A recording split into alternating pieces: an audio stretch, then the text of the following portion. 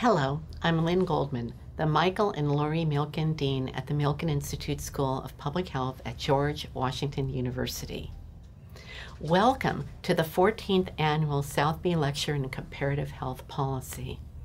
I'm deeply grateful to Dr. Richard Southby, Dean and Distinguished Professor of Global Health Emeritus, and his wife, Dr. Janet Southby, for their outstanding leadership and support. This lecture would not be possible without their philanthropic commitment to our school and the work of public health around the world. This year's lecture was delivered by a man who is a household name. We know him so well that it will not recite to you a list of all of his achievements and his many contributions to health and medicine, which would take the entire time for this event. Having served for 38 years as the director of the National Institute of Allergy and Infectious Diseases, Dr. Anthony Fauci has led the U.S. government's response to some of the most devastating infectious disease outbreaks of modern times. Dr. Fauci has served under 7 presidential administrations at the intersection of traditional medicine and policy. He has often found himself at the center of our nation's response to the defining public health issues of our time. Now retired, he is embarking on the next chapter of his remarkable career. I hope you enjoy this enlightening lecture from our nation's leading public health voice, my friend, Tony Fauci. Thank you so much, Dean Goldman, for that very, very kind introduction. I want to thank the Dean Southby and Dr. Southby for sponsoring the lecture, and President Wright, and thank you for that kind introduction. I didn't realize, I thought I was old, but Dean Bass, you don't look 200 years old. Anyway, I think, there we go, we're all right. So as you heard from the introduction, I'm going to be talking about lessons learned from the COVID-19 and lessons regarding pandemic preparedness and response in what we're already in right now, because we're not through with this yet, as you'll see as I get into the talk, but also for the pandemic preparedness and response for future challenges. So my first slide somehow got missing, but then again, I thought the government was bad, but this is just...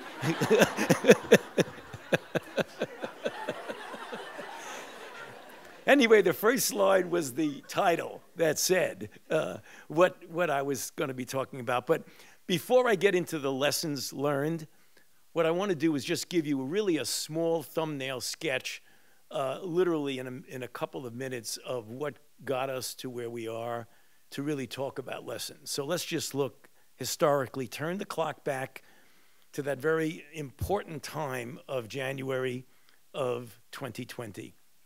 When a number of new cases of an unusual pneumonia were reported out of the central Chinese city of Wuhan, and very, very quickly it was identified as a novel coronavirus as the cause of that.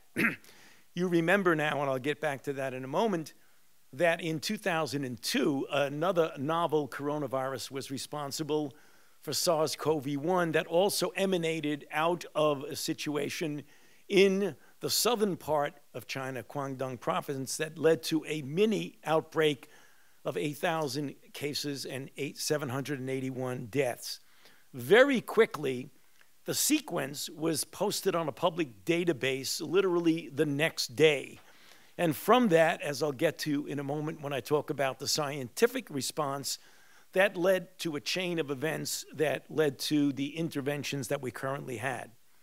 Now, historically, if you look now at the phylogenetic tree, and for those non-virologists in the audience, this looks a little complicated, but it's simple. What it tells you is that in red font are the human coronaviruses, and the 4 that you see under alpha and the lower 8 o'clock portion of the beta coronaviruses were common coronaviruses. So we've had experience with coronaviruses before. But look at SARS-CoV-2, how it clusters near bat coronaviruses, as well as its proximity to SARS-CoV-1, and then MERS, which we experienced in 2012. Again, the first travel-related cases, as you all remember, was in January 20th of 2020 and reported in January 2021, a case in the state of Washington, which was a travel-related case from Wuhan, China. Let's fast forward a couple of months, and in March of 2020, the WHO declared it a pandemic involving up to 118 cases, 118,000 cases in over 100 countries, with 4,291 deaths. It's sort of interesting and somewhat ironic, isn't it, that they're declaring it a pandemic, thinking that it's already a pandemic with 5,000 cases. And now, as you know, as I'll get to into a moment, if you look at where we are right now, in March of 2023, there are over 760 million cases that are reported globally, likely a lot more. Close to 7 million cases reported globally, likely at least twofold more than that. A little bit more accurate projection is what we have here in the United States of 104 million cases. That clearly is an underestimate, because how many people in this room have been infected, moderate symptoms, got a positive test, and didn't report it to anybody but your private physician? So that number is an undercount. It's probably more like 250 million, I think. Now, or maybe less, 200 million.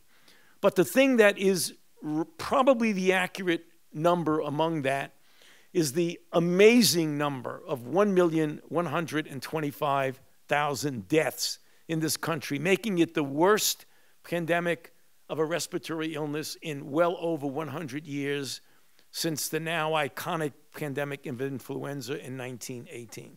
Okay, so I'm going to pick out 10 lessons. When I started thinking about lessons, there are about 20, 25 lessons and counting. But I thought that rather than bore you with a rapid fire 20, I would pick out 10 that I believe are the most compelling, that we can actually relate to and also learn from those lessons. So let's start off with the first one, and that is expect the unexpected when you're dealing with pandemics, because every pandemic is really different. And there are 3 elements of this that really surprised us and was responsible for what I refer to as the moving target of this outbreak, which made communication with the public very difficult. And I'll explain what I mean by that later. First of all, we were dealing with a highly mutable virus that evades immunity therapies and vaccines. Now, with influenza, you see that over years to decades. We've never seen it within the context of a single outbreak. So think about that for a moment. This is within a single outbreak. Now, again, this is, I was going to say a confusing slide, but it's actually a beautiful slide, I think. And on the left-hand part of the slide is the ancestral strain, the original Washington WA strain. And notice the variants that I'll get into in a moment that spread out from those, alpha, beta, delta, gamma. But take a look at Omicron, how different from it all Omicron is. And that's what hit us, as you know, in November of 2021, where we had an outbreak of Omicron. And since then, since November 2021, we have had multiple sublineages of Omicron. So we have been in an Omicron era since November of 2021, which is bad news and good news. The good news is that it actually, in fact, gives you enough cross-reactivity that infection with one maybe doesn't protect you against infection, but it protects you against severe disease. The bad news is that it is a very different virus and led to a big burst of infections. Each of those variants had an increasing growth capacity and was able to escape immunity of monoclonal antibodies. And remember, as we went from left to right up the stairs of increasing growth capacity, monoclonal antibodies that were developed and effective against an alpha or a delta were no longer effective against XBB 1.5 or the new ones that are coming out most recently. This has led to spikes of infection and death that correlated with the new variant. So I just showed you the stepwise going up of different variants.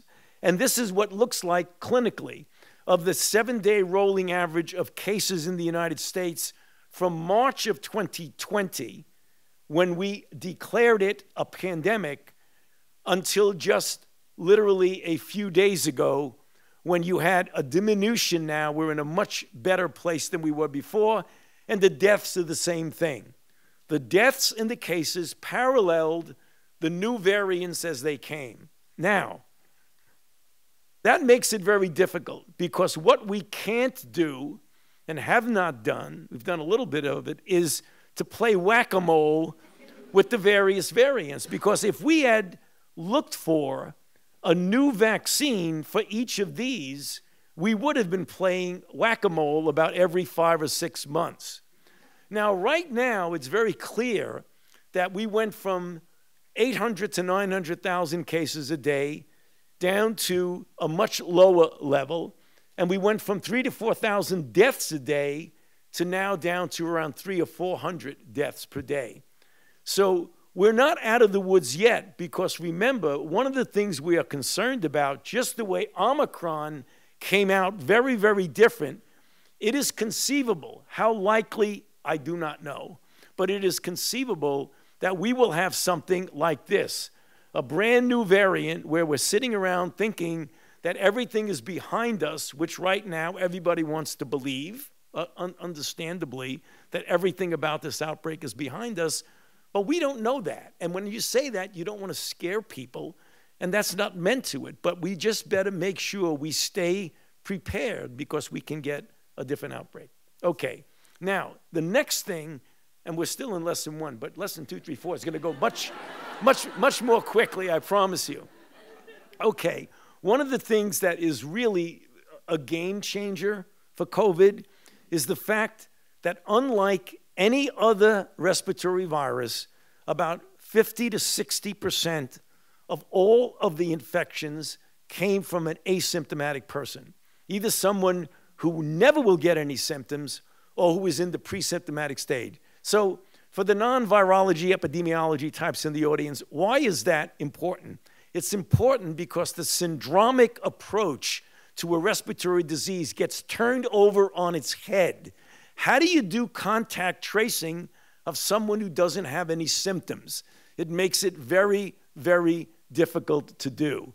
And that's what we were facing with. And that led to some changes in the approach towards masking, when if you only ask a person who's symptomatic to wear a mask, or only test someone who's symptomatic, you are going to miss a lot of people in that blanket.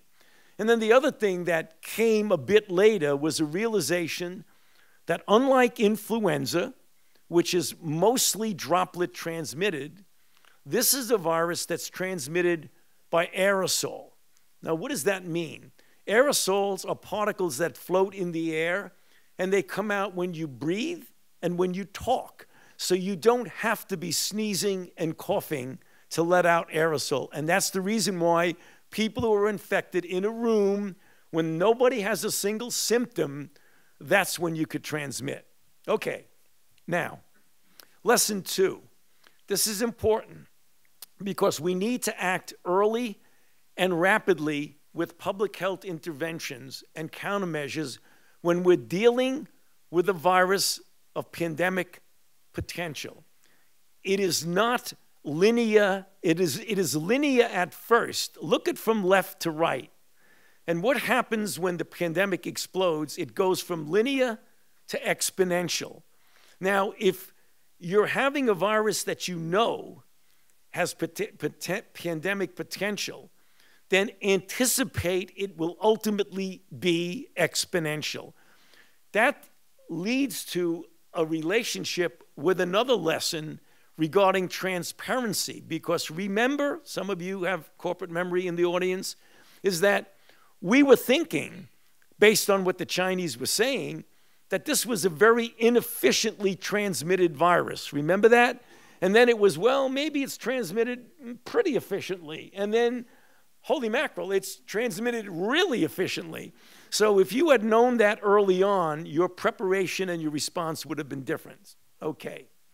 That's the reason why the G7 has an aspirational goal of literally within 100 days being able to have the threat identified and interventions available. Now, that's very aspirational because as I'm going to show you in a bit, we got a vaccine out, but we got it in the shortest time ever, but not as short as 100 days. But 100 days is not out of the question. Lesson 3, and this has to do with lesson 2 about knowing that you're dealing with a virus of pandemic potential. Global information sharing and collaborations are essential, and that is for everything. That's for surveillance data, for patient samples, for research reagents, for real-world clinical data, for genomic data, for viral isolates. We have multiple mechanisms of doing that. We have preprint servers like medRxiv. We have BER resources, which is the ability to get isolates and reagents. We have any of a number of ways to share information and share specimens. That is absolutely critical because any lack of transparency is going to slow down the process. And when you slow down the process, people die. So even though this might look like something that isn't that important, it's extremely important. Lesson 4, you've got to leverage existing infrastructures.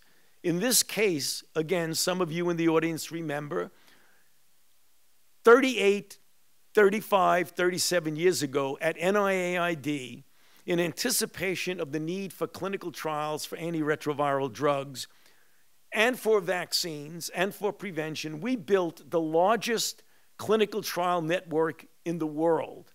And we built it with the HIV Vaccine Trials Network, the HIV Prevention Trials Network, the AIDS Clinical Trials, and the Infectious Diseases Clinical Research Consortium. When COVID hit, if we had to start from scratch with a clinical trial infrastructure, it would have taken us years. So how did we go from a sequence that we knew on January 20th to the beginning of a clinical trial 65 days later? We did it because we leveraged the existing clinical trial structure and we called it COVID Prevention Network, or COVE-PN. Some of you may recognize that. And why it is important?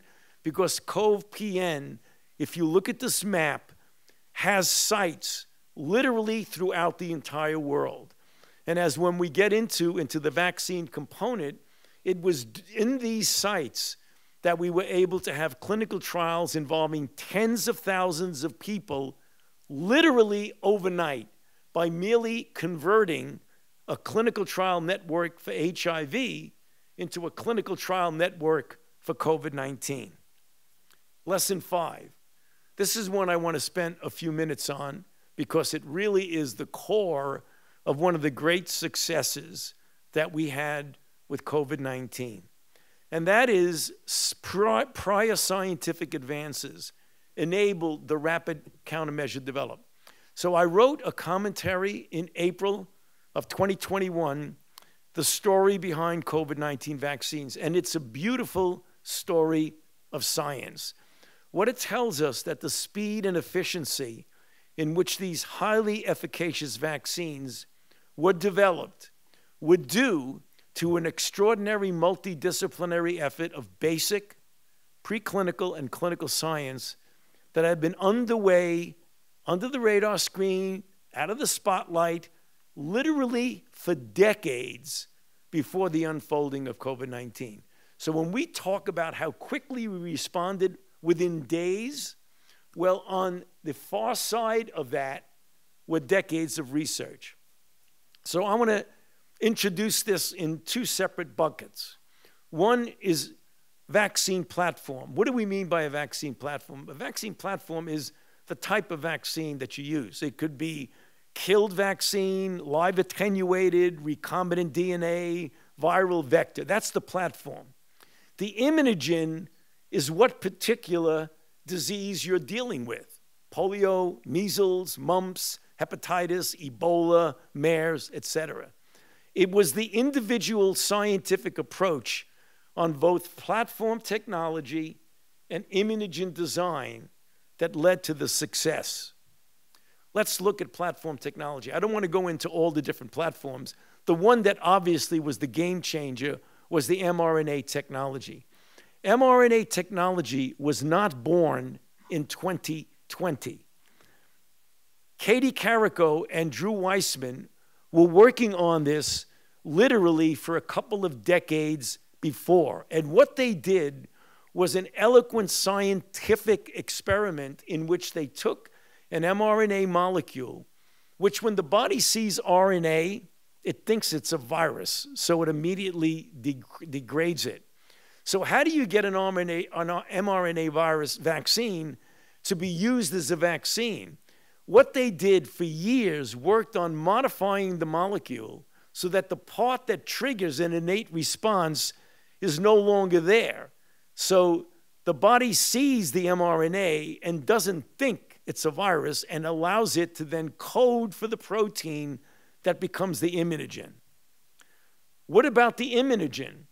The immunogen was based on an interesting merging of interest in HIV and in COVID.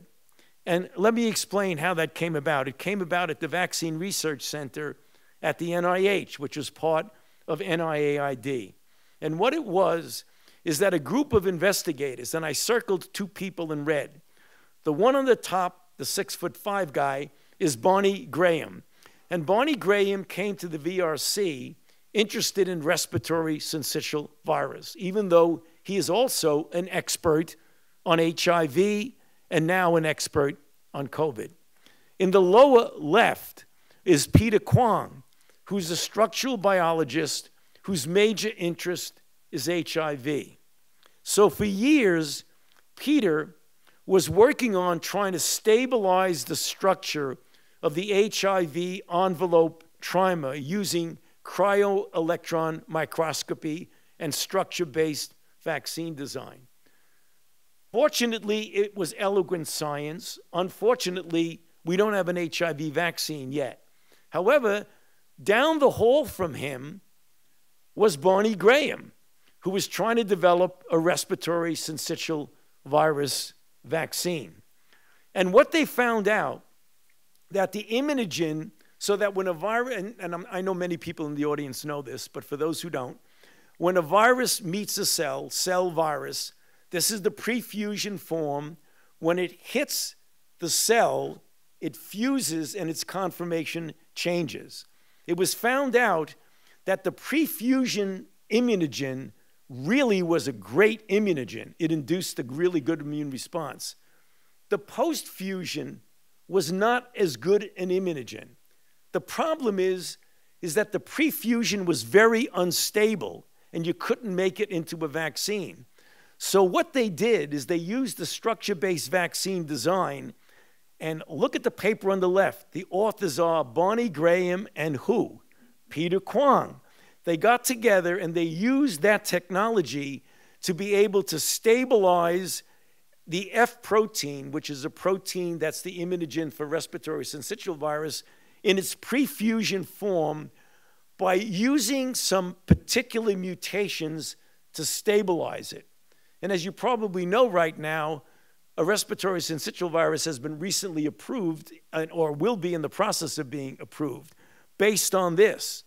So then they said, well, wow, maybe we can use that in coronaviruses. So when MERS came along, they started to develop a vaccine against MERS, and they used the same mutations to stabilize the prefusion spike protein. So everybody in the room knows now the spike protein is the protein for COVID. Well, they stabilized that in a really immunogenic form, but MERS never turned out to be a global threat. But they knew what the mutations were. So when COVID came along, and on the 20th of January, on January 10th, 2020, when I got Barney Graham and I got Peter Kwong in our conference room in Building 31 on the NIH campus, Barney said, just give me the sequence and I'll get an immunogen in a few days. And he did something in a few days that normally would have taken years. Why? Because of the story that I just showed you. And as a matter of fact, if you look at this slide, the platform is in the middle, the mRNAs, but look at the right-hand part, the S2P, that's 2 proline mutations in the S part of the spike. And that is the immunogen that's used in virtually every single vaccine.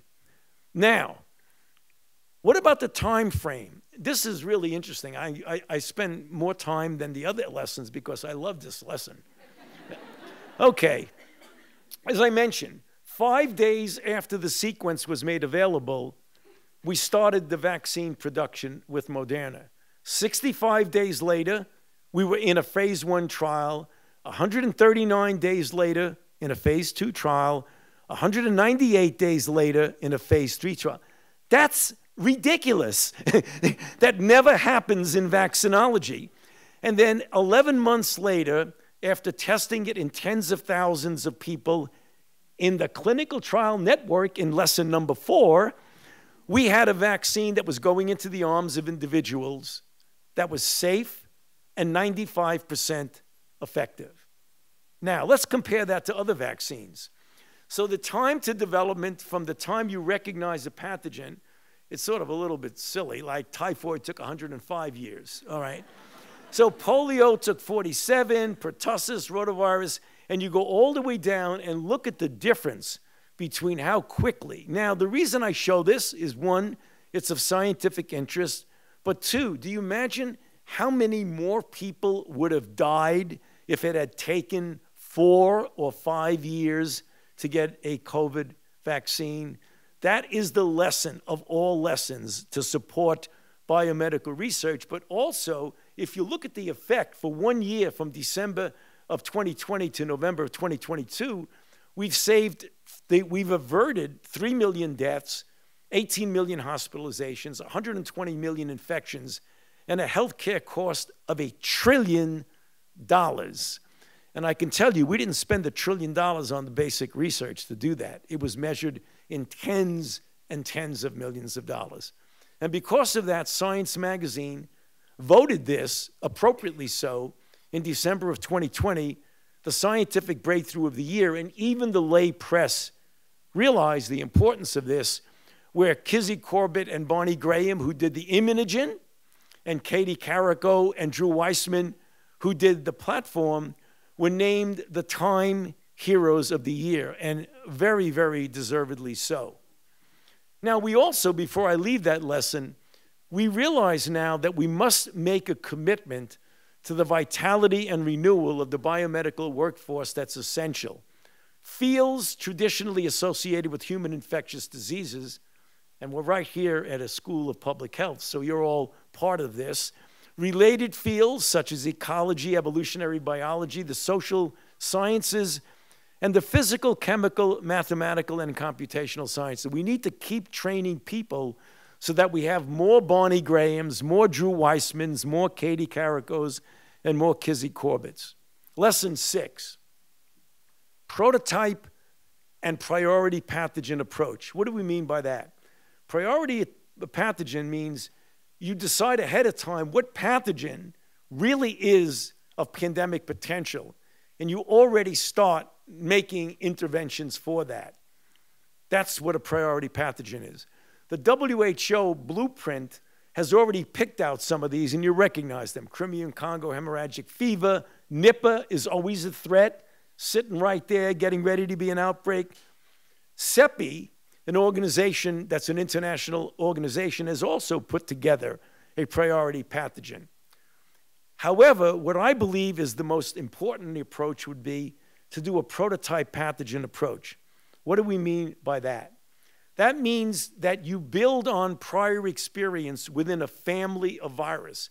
There are tens and tens of families of viruses, but among them, about 7 or 8 fall into the category that within those families are pathogens that are much more likely to be of pandemic potential. So what you do is you use the experience that you have in each of these families to then extrapolate it to being able to respond rapidly. So this was an approach that we wrote about like now 5 years, 6 years ago, but the real brains behind the prototype pathogen was Barney Graham, who came to me one day and said, Tony, you know, we really need to start working on this approach. And I said, what is this approach? And he said, let's take 7 or 8 families, the coronaviruses, the orthomyxoviruses, the flaviviruses, and we know that we have some experience with individual, not necessarily pandemic pathogens in that family, and see if we could develop some commonalities. Because one is not going to be that much different than the other in the same family. I just showed you that phylogenetic circle of mares, SARS-CoV-1, bat viruses, etc. I'll get back to that in a second. So there's going to be basic virology, assays, animal models, antigenic targets, platforms, immune correlates. If you could use that to then prioritize studying of them so that when you get an outbreak within a family, you can really hit the ground running. And that has really worked very well. Our experience with SARS-CoV-1 and with MERS, as I showed you, was very helpful in hitting the ground running with SARS-CoV-2. Lesson 7. This is critical because this is something that is very much discussed right now, if you haven't been paying attention to that. Okay, an increased attention to the human-animal interface. Absolutely. Human health is connected to the health of animals in our shared environment. Something that's unappreciated by many, 75% of all of the emerging pathogens have been evolving from an animal host. They're called zoonotic, which means the real reservoir is in the animal, and then it jumps species. Are there any examples of that? Just a few. Pandemic of 1918, birds. Pandemic of 2009, swine. HIV in chimps. Nipah, bats to pigs. MERS, CoV-1. Bats to civet cats. MERS in the Far East. Bats to camels. You can go on and on and on. And now, as we're starting to see, even though we don't know where this virus and how it emerged, if you look at the possibility, as I've written about just a little bit ago in Cell, that there's this unbalanced interaction with nature, either an encroachment on the rainforest or bringing wild animals in to a wet market and having people be in contact with animals that in the wild could have been in contact with bats. Very similar to what happened with SARS-CoV-1 and MERS. There have been a couple of papers now, even though, again, you keep an open mind, you don't know what it is. People talk about a lab leak. People talk about a natural occurrence from the Wuhan market. Even though you keep an open mind, and it could be either one or the other, possible doesn't mean equally probable. And if you look at the data that has now been published in peer-reviewed journals in Science in August of 2020 by an international group of evolutionary virologists, the data are strongly suggesting, though not definitive, and I underline not definitive, it in fact is strongly suggestive. And then most recently, namely what came out literally at the end of March, was information that was not made available for 2 years. Getting back to my lesson number 2 about transparency, is that there were specimens that were environmental specimens from the market that showed DNA of a number of animals that should not have been there to begin with, raccoon dogs and others that were supposedly outlawed for the wet market, right there with viral RNA. Again, it doesn't definitively prove that the animals are infected, but it is quite suggestive that there may have been an animal host there. So what do we do about that? How do we reduce the risk? You expand pathogen surveillance at the interface between human and domestic animals. You know, One Health that we talk about all the time, animal-human interface. Stop clearing and degrading tropical and subtropical forests. There's environmental reasons for that in addition to health reasons. improve the health and economic security of communities that live in emerging infectious disease hotspots, enhance the biosecurity of animal husbandry, and the last one is probably the most important, shut down or strictly regulate wildlife markets and trade. Lesson 8. We learned this painfully in other diseases, but SARS-CoV-2 shed a very bright spotlight on it. That long-standing systemic health and social inequities drive pandemic disparities. The most pervasive disparities, as we know from the greater incidence of hospitalizations and deaths among African Americans, Latino, and where we have data, American Indian, Alaska Natives, and Pacific Islanders. Why does that happen? It happens because of discrimination, limited health care access, the occupations that may put someone in a field where they can't sit behind a computer, be protected from exposure, educational, income, housing, multi-generational families, but most of all, the social determinants of health. So I can give you an entire lecture on the social determinants of health, but you know what they are. It is not racial, it is just the social determinants of health, why African Americans and Hispanics to some extent have a much higher incidence of severity of disease compared to the general population because of the higher incidence of diabetes, hypertension, obesity, chronic lung disease, chronic heart disease. That's going to take decades to correct. It's not going to be overnight. Lesson 9. I know a little bit about this. Misinformation is the enemy of pandemic control. And I can go through, I could have put 150 times 10 on this slide of how misinformation and disinformation is truly the enemy of public health. I mean, if ever there was a time when we needed to be pulling together with the truth, with a common enemy, it's now. But that just continues to go on, and it spills over beyond the general population. Lesson 10. My hero of my youth, Yogi Berra, who said it ain't over till it's over. Well, let's talk about COVID, it ain't over till it's over, and then talk about other things that ain't over till it's over. So we try to explain, and sometimes it gets well understood in general, but sometimes not.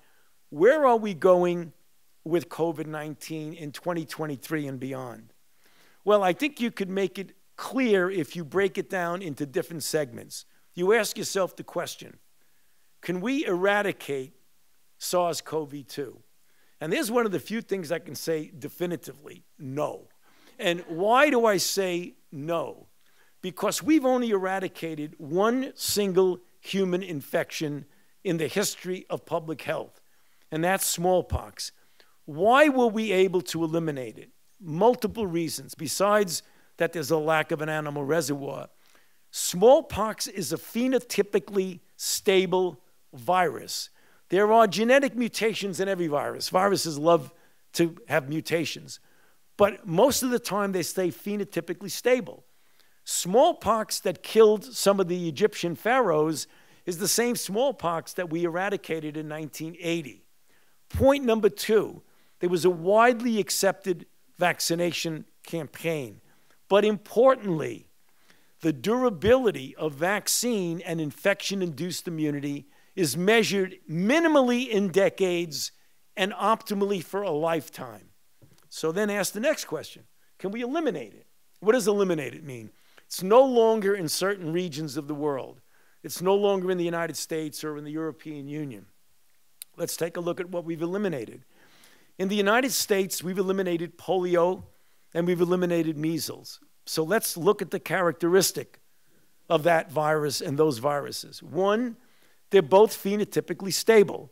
I was infected with measles when I was a child because, in case you haven't noticed, I'm old enough to actually have gotten measles because the vaccine wasn't available.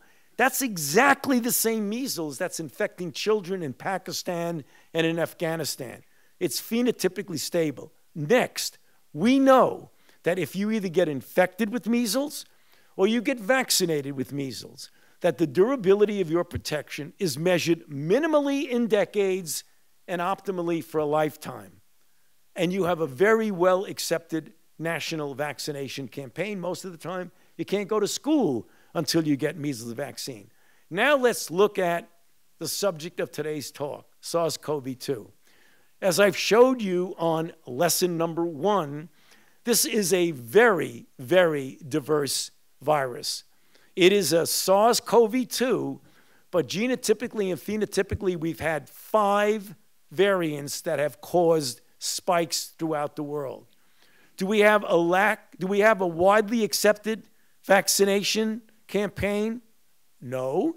69% of our population is vaccinated. We're way down in rank in the world, and less than 20% of the eligible people have received the bivalent BA.4/5 boost.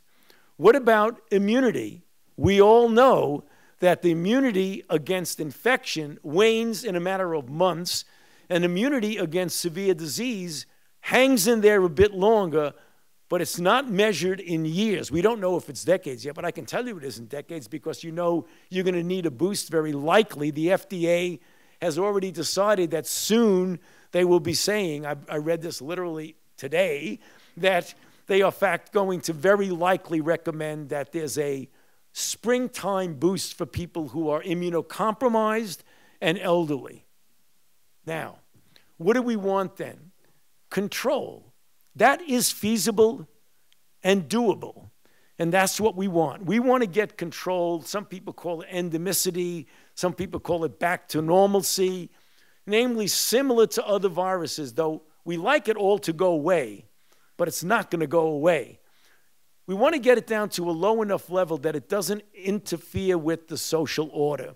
It doesn't interfere where you're getting anxious when you go into a restaurant, or when you have a person in your family that's immune compromised, you get nervous when you go out to dinner. That's getting back to normal, namely low enough level that it's not a threat. And how do you do that?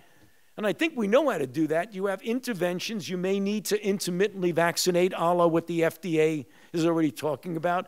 The availability of therapies, monoclonal antibodies and antivirals, so that if you do get someone who in fact is a susceptible person because of age or immune compromise or what have you, that person could be protected. So it is doable. So finally, beyond COVID, I wrote this article 3 months ago in the New England Journal of Medicine, and again, I borrowed it tongue-in-cheek from my pal Yogi Berra. And I said, it ain't over till it's over, but it's never over. And what I mean by that is that when you're dealing with emerging and re-emerging infectious diseases, they have been here before recorded history. We in our lifetimes have lived through several outbreaks of pandemic potential and reality already, and they will be here long after we are gone. So as I said, this is a map that I keep showing. I see Bapa there. I show this to the the GW class, first year medical school class every time, and I don't know how many years I've been doing that. And I keep showing them that every year I'm running out of space on the slide, so the GW students look at this and say, my God, what is the next one going to be? And that's the answer, that's the question. We don't know what the next one is going to be. So as you see what we've experienced over the last couple of years, the outbreaks in US and multiple other countries are on the left. The outbreaks outside of the United States. What is this map and this 2-year cycle telling us? It's telling us something that I show in the last slide of what I wrote about now, but I guess 15 years ago or so. Emerging infections, without a doubt, if you can't appreciate that based on what I've been saying, then you haven't been paying attention. It's a perpetual challenge. And the only way you meet a perpetual challenge is by being perpetually prepared. And that's the lesson of COVID-19. Thank you.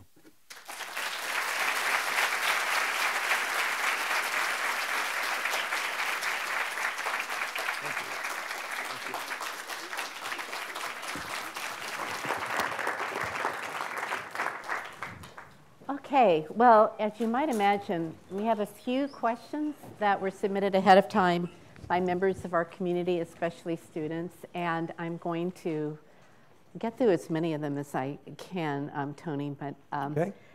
you addressed some of their questions. But I want to start out with one that I think many of us are curious about, which is, especially after going through the pandemic, and those of us in medicine and public health, many of us experienced days that were very exhausting, burnout maybe. We watched you staying aligned to purpose, your values, the science, appearing at least on television to be energetic. And so the question, and this is from Zoe Mapufo, one of our students, what is your secret for keeping aligned to your purpose and values as you're going through turbulence, even criticism, and even resistance to your advice? Well, thank you, Lynn. That's a frequently asked question, which is an appropriate question. And what I find is I think one of the most important solutions is I focus like a laser beam on what my mission is and what my job is and what my goal is. And that, despite the craziness that surrounds all of this, because we're living in a really unusual situation of misinformation and disinformation, is focus like a laser beam on what your job is. And your job, my job, as a scientist, a physician, and a public health individual, is to preserve and protect the health of the American public and indirectly of the entire world, because the United States is an example for the rest of the world. And it's amazing, if you focus like a laser beam, everything else is noise. And if you treat it as noise, you don't get distracted. If you give into it it's more exhausting to worry about the craziness than it is to stay up late at night trying to read an article to keep up with what you need to know. So if you get rid of that other stuff, that's the way I appear to be energetic.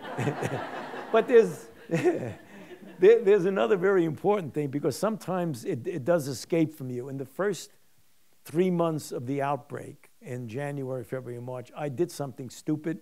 I violated some of my own health rules. Like, I was getting 3 and 4 hours of sleep a night, and I was forgetting to drink water and eat.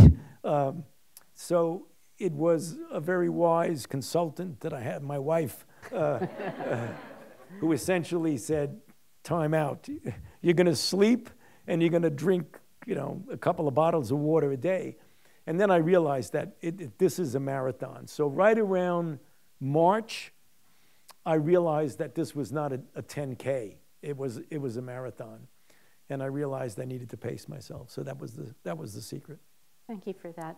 So actually 2 students, one Hannah Silverman, and then the other one Judy Silverstein-Gray, both are asking about a similar issue, and you alluded to it, and that is the public's trust in science, which I think Hannah indicated maybe has been lost in the last several years. I would say in my long career, I think I've seen many areas where there has been a lack of trust in science by the public. But how do we approach either loss of trust or even anti-science attitudes that have become pervasive, and I think something perhaps more unusual in recent times among leadership and our government as well at state and federal levels. What can we do about it? Well, let me address the science question, because that's something that all of us as scientists or would-be scientists have to deal with. Is that it's first of all, if there was an easy answer, I could say, oh yes, here's the answer, and we'll go on to the next question. But we could spend hours, if not weeks, and entire courses in your school about that. Is that it's a combination of an understandable, and I don't mean this in a negatively critical way, of somewhat of a bit of science illiteracy in this country, where people don't understand the nature of science, certainly not the nature of the biological sciences. Number 2 is that we are living in a very disturbing arena of misinformation and disinformation, where untruths become normalized, where there's so much lying going on, and no consequence of lying, where you accept it. You know, years and years ago, even when there was some degree of anti-science, if somebody said something that was outlandishly false, they would be shamed and they would be sort of out. Now, people do it and it's okay. In fact, it may be, I mean, we have somebody in Congress who's lied their way through everything, and the guy is still there, and they haven't thrown him out yet. I mean, but he's very well dressed. He's well, yeah. So, I mean, to me, I think that's really a classic example. And I also think that we need to explain better. It's part of us. We need more scientists and more public health people communicating. And I know when you're working hard, particularly at a younger stage in your career, you have a lot of things to do. You don't want to be bothered with so-called communicating, and sometimes you're a little shy about it. The only trouble is the people who are communicating misinformation and disinformation, I believe, are a relatively small fraction, but they're very energetic, speaking of energy, and it's almost like they don't have a day job, whereas the people who have something to do that's productive don't have the time to be spending 5 hours a day tweeting nonsense. They're working, they're on call, or they're studying for an exam. And that really makes it very, very difficult. And the other final thing is, I know this is a bit of a long-winded answer, but it's such an important question, is that we need to explain better that when you're dealing with a moving target, that health officials and scientists and physicians, many of whom are scientists, are asked to give an advice or a recommendation at this point in time when the information you have is related to this point in time. Now, if this were a static problem, that this would be the same as this. But when you have a moving target, and I just showed you, you know, the stepwise thing with the virus doing that, escaping immunity, multiple, that was a moving target. So when people asked us, you know, what would you do with a virus that doesn't transmit so well? Well, you know, I wouldn't do necessarily much different, but just keep an eye out on it. But if you knew that the virus was one that was transmitted by mostly 50 to 60% asymptomatic, you would have a much, much different way of recommending what you would do. But the general public, I think, doesn't appreciate that because they believe science is science and science is exact. And the analogy I give is that it isn't math that we're dealing with, it's biology. So in January of 2020, 2 plus 2 equals 4. In April of 2023, 2 plus 2 still equals 4. In January of 2020, the SARS-CoV-2 virus is a much different virus than it is in April of 2023. And it's changed, it's evaded monoclonal antibodies, it's evaded vaccine-induced protection. It is either more or less virulent, it's a moving target. In fairness to the general public, it's very difficult for them to really understand that when they think science is all exact, but it isn't. Well, it doesn't help if they've been taught that evolution doesn't exist, so I think that's a problem. But I have a question, and it's from actually a colleague, Richard Burson, who's on our faculty, and I think also has worked at the NIH. And I would have to say, this is an easier question. In all the years that you spent at the NIH, what is the one thing of which you are the most proud? I would find that to be a difficult question myself, but. No, I mean, again, these questions are relevant questions and they get asked a lot. I've had the privilege, unusual mostly, I mean, how many people have been in a job for 54 years? So I've had 3 separate hats that I've had the privilege to wear. One is as a scientist and a clinician. The other one is as the director of a very large institute that funds or conducts most of the infectious disease research in the country and in some respects in the world. And the other one is the privilege in my position as director of getting involved in policy, which was not what you're originally trained for, and having the ability and the opportunity to advise 7 presidents. So if you look at each one of those hats, I think the research that I did early on in my career before HIV, when we were developing rather effective therapy for autoimmune diseases, that I think changed the whole complexion of how you treat autoimmune diseases. Nobody knows about that except people who are old enough to know about that. And there are not a lot of people who know that. Because I did it in 1968, 69, 70, 71. So how many people in this room were born then? Some of them were in kindergarten. But I know Dean Bass was, because she's 200 years old. But then the next one was HIV, where I spent 40 years working on the pathogenic mechanisms of HIV, many of which led to understanding of the kinds of therapy that can be used. So that was hat number one. The other was as director of the NIAID, when I established and created the AIDS program, which really completely transformed how we look at HIV and led to the discovery, together in partnership with the pharmaceutical companies, the combination of therapies that clearly has saved millions of lives. And that came from the program that we established, so I obviously have to feel very good about that. And another one was somewhat accidental in that my dealing with different presidents allowed me to develop relationships with them, one of which, George W. Bush, who essentially commissioned me in our desire, our mutual desire, to address people in the developing world who are unnecessarily dying from HIV because they didn't have access to drugs, to prevention, to care. And he asked me to, and I did, became the architect of the PEPFAR program, the President's Emergency Plan for AIDS Relief, which, as we know, in Washington, we had a 20-year anniversary celebration downtown, and we celebrated the fact that over that 20-year period, 25 million lives were saved. So I think you have to kind of feel good about that. I would say there are people in this room who are living with autoimmune diseases and HIV who are alive today because of the work that you did at NIH. I thank you for that.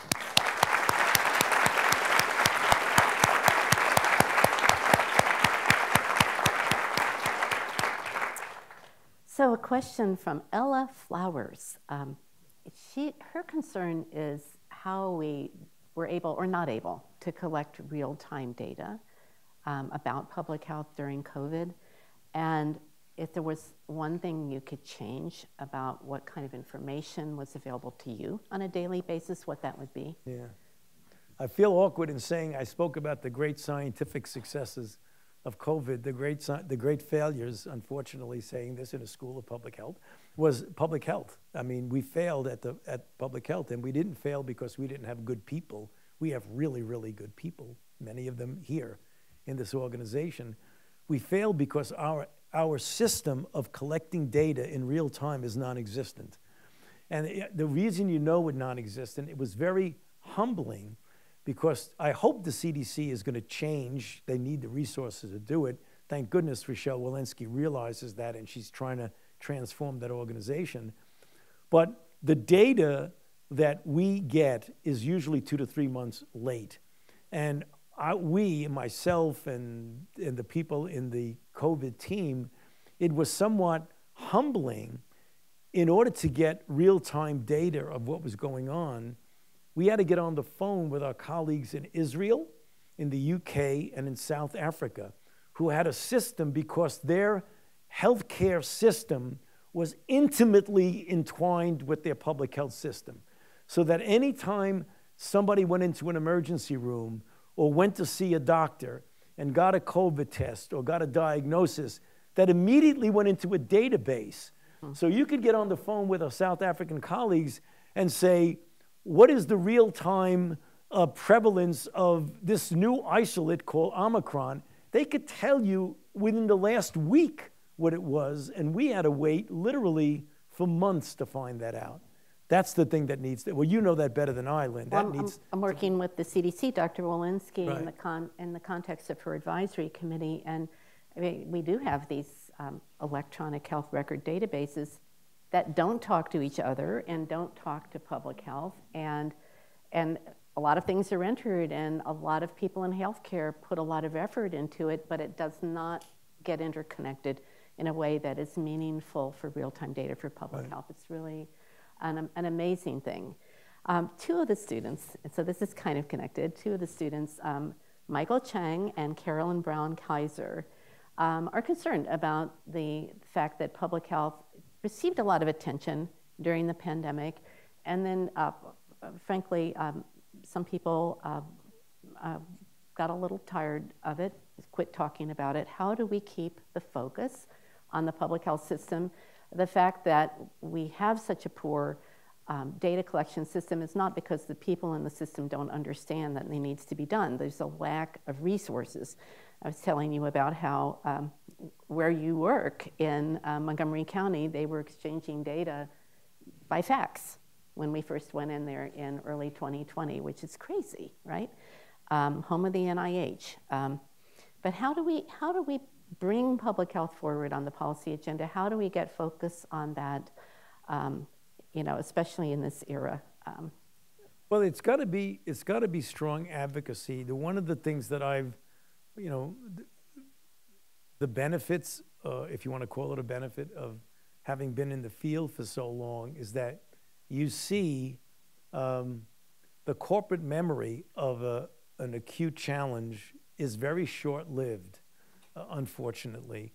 And the only way to keep it going is to put the energy, the communication, and the advocacy to not let people forget that we've just lived through, and it isn't over yet, apropos of lesson number 10.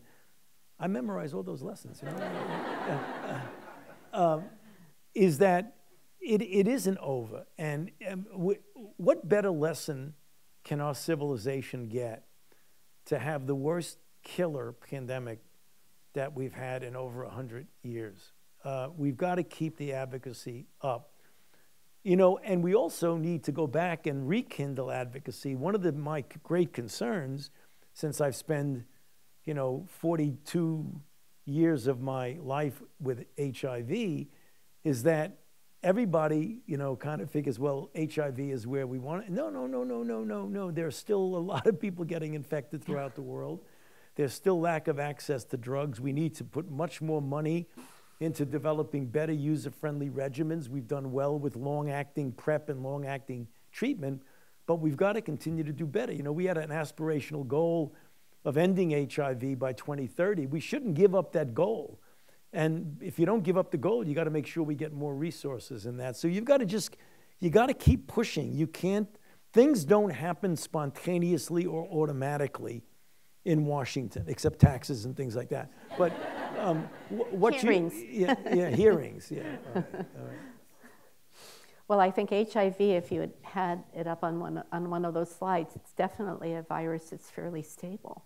Right. And we have found, through RCFAR and the other ones across the country, we can engage the community that has the virus, and we can do preventive actions with medication, but we don't yet have the vaccine. And I'm so really proud that George Washington University is a part of the HIV vaccine clinical trials network across the country. That is just still such an important goal to be able to immunize people. So from Rebecca Prisco, and actually there were a lot of questions that were variants of this one, but we have many people who are going to be graduating with their Masters of Public Health in May. Our school alone, it's hundreds across the country, many hundreds more. And what would be your advice for MPH graduates, especially those who are aspiring to go into global health or go into the infectious diseases control world? Yeah, I mentioned that to a few of the students that we took that picture with together, but there were only just a few of them, so why don't I just kind of repeat it a bit? And I found this very relevant to my own career, and that is that at your stage of training, you are, if not totipotential, you are certainly pluripotential, which means that you can actually do anything you want to do. And what you need to do is to pick out an area that you're passionate about, not one that looks kind of nice because people think it's important, or because your mother or your father or your boyfriend or your girlfriend or your husband or your wife think it's important. Pick it out because you're really passionate about it. And you'll know it. It's really a gut reaction. You analyze things with your mind intellectually, but when you're about to make a decision, ask yourself what your gut thinks. And the reason I say that is that unless you're passionate about what you're doing, A, you're not going to be very good at it, no matter how talented you are. Well, you may be good at it, but you won't be optimal to your potential. Because a lot of people are good at things that they don't like. But you can really be great at something that you like. That's the first thing. The second thing, it's going to be hard work. I mean, anybody who does something that's contributory, it isn't easy. And if you're going to do hard work, you really have to be really committed to it. And I gave the analogy, and it was kind of, people were laughing, but it's true. You'll know it when you feel it. It's kind of like, falling in love.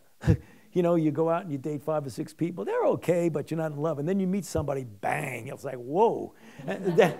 That's what, to me, feeling your gut reaction is. So you got to fall in love with what you're doing.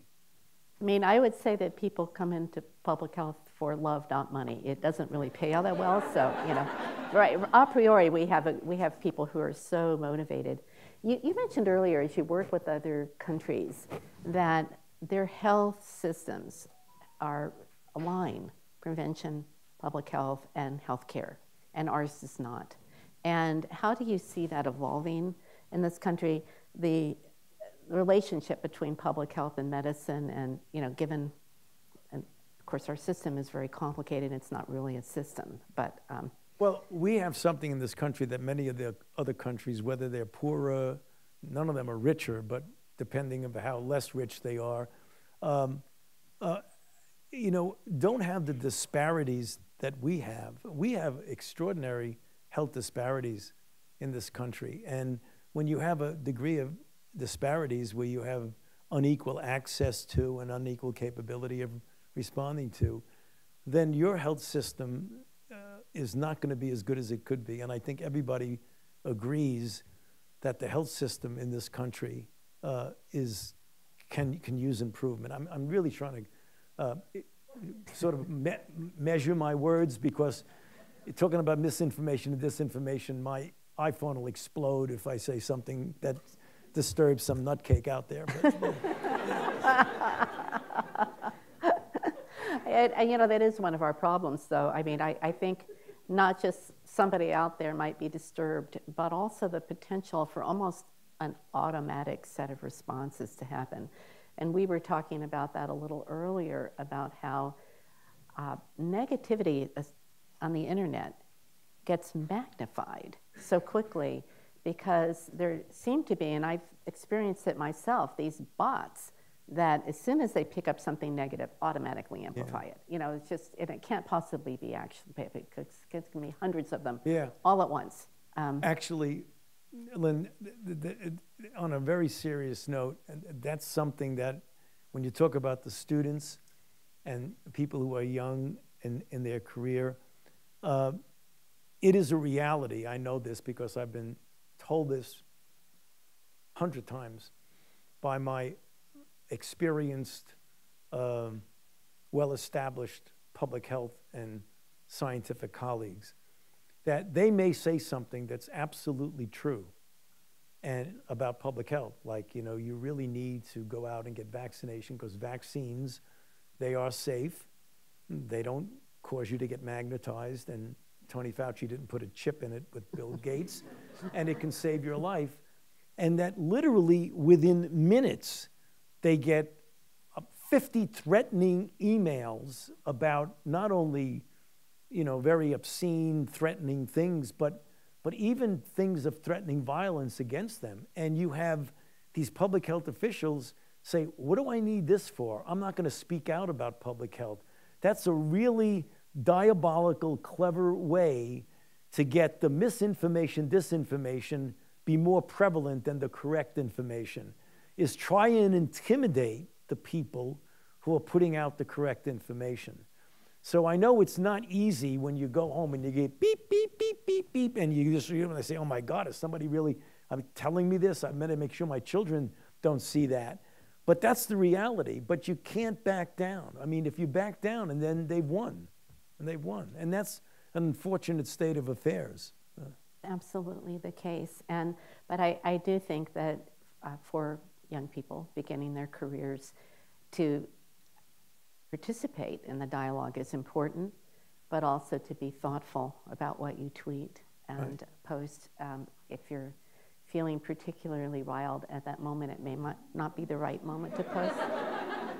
Take a minute to cool down and think it well, through. you know, but it gets, do post. Don't sit there and, but. It gets back to my answer to one of your prior questions, Lynn, is focus on what you're doing and the rest is noise, okay? Mm-hmm. That's noise. Just put it aside. It's noise. So I mentioned in my introduction to you the people you have mentored over the years, which is, I know many of them. You probably don't realize that, but a succession of people have gone through from the day that you were a laboratory chief onward, and whose careers you have impacted. But this question from Kimberly Woodward is that as you think back on your own life, is there a person or are there people who were particularly critical to the development of your own career as you look back? Yeah, there are several. There's one in particular who recruited me to the NIH and made a major impact on my career, because I likely would not be in my position right now had I not had that person in my life. His name was Sheldon Wolf. He was the clinical director of the National Institute of Allergy and Infectious Diseases. And when I was a intern at the New York Hospital Cornell Medical Center, and we had to apply for different positions in the Navy, the Army, the Air Force, or the Public Health Service, he recruited me to come down to be an NIAID to try a career in research. And as I've told some of the students, my plan was to go down to the NIH, spend 3 years in a fellowship, and get back to New York Hospital and practice medicine on 2nd Avenue and 72nd Street, and essentially be a noble profession of just being a private physician out of a hospital, out of a big teaching hospital in New York. And he convinced me, after spending 3 years as a fellow, that he said, I think you can probably be a really good basic and clinical researcher, and why don't you come down here and see your patients in a research hospital as opposed to a private hospital. And I went down there, and the 3 years with him as my mentor completely changed my attitude of what I wanted to do. And that's the reason why I stayed in research and didn't go back into private practice. Well, if I can ask, given your job, you're not a professor like a lot of people in the room. You don't need course evaluations to support your career. And yet you have put a lot of your time and energy both into mentoring, helping to develop the careers of younger people. And also you come and you do, I think, regularly talk to our first-year medical students and have interactions with their students. Why do you give that back? What do you get out of that? Enormous satisfaction and gratification. The way I look at it, that if you're a basic researcher and you do, or a clinical researcher, and you do an experiment, that's a really great experiment, it gets peer-reviewed, and it gets published in the New England Journal of Medicine. And hundreds of thousands of people read the New England Journal of Medicine, so you've had an impact on how many, many people are thinking about disease. There's another way to disseminate what you do, and that is train a large number of people who will go out and train people who will train people who will train people. I'm looking at one right now, Bopper Yes. Deaton, who was a trainee of mine years and years and years ago, and look at all the students, some in this room, that have benefited from BAPA. So even though I have not essentially trained every one of those young students, there's a little bit of Tony Fauci in them, I think, because BAPA, remembers what I taught him when he broke into my office in a snowstorm and said, I want to work for you. So a couple of questions, and I'm being told, do I have 5? Just asking. 1? Okay, then I'm gonna do the last one. And from Shanzita Alam, what does life after COVID look like for you? And I think you've already told us that we don't actually have COVID in our rearview mirror, not really. But I think moving forward and retired, what does it look like for you? Well, you know, it depends on what you mean by retired. We're not observing that you're particularly No, retired. I'm not. I mean, I've certainly stepped down from working at the federal government level because I've done that for 54 years, and I made a decision about a year ago that in the remaining years, while I still have, you know, energy and passion and new ideas, and thank goodness, good health, I want to be able to do something outside of the confines of the federal government that might allow me to express myself in different ways. You know, but with the goal being, I want to do it by what I have to offer to society. And one of the things is the benefit of my experience, which is this, you know, quite extensive. I've been the director of the Institute for 38 years. And by doing that is to hopefully inspiring young people to go into medicine, to go into science, and to go into public health. And you can do that by so many different ways. You can do that by lecturing, today. You can do that by writing. I have a couple of papers that are going to be coming out in some of the high-ranked journals in the next month or so. You could do it by associating with a university and teaching. You could do it by writing a memoir. There are many ways of doing that. So when you say retire, Lynn, it's not that I'm not going to be doing what I like to do. It's just I'm not going to be doing it on the 7th floor of Building 31 at the NIH. And you'll have academic freedom. You can say what you want. Yes, so. exactly. It's been wonderful to have you. I know that we're going to do a little token of appreciation for you. Oh, gee. I can hold it. You can hold it. My goodness. This is hopefully a memento for you. Thank you. Of our time together today. A completely unique plaque. Thank you. The This is Milken wonderful. Institute School of Public Health baseball bat, you know, with multiple signitures. Thank you. But anyway, thank you. Well, thank you. And guess what? I can keep it. You can keep it. It might be worth more than $25. Thank you. Thank you. Thank you. Thank you.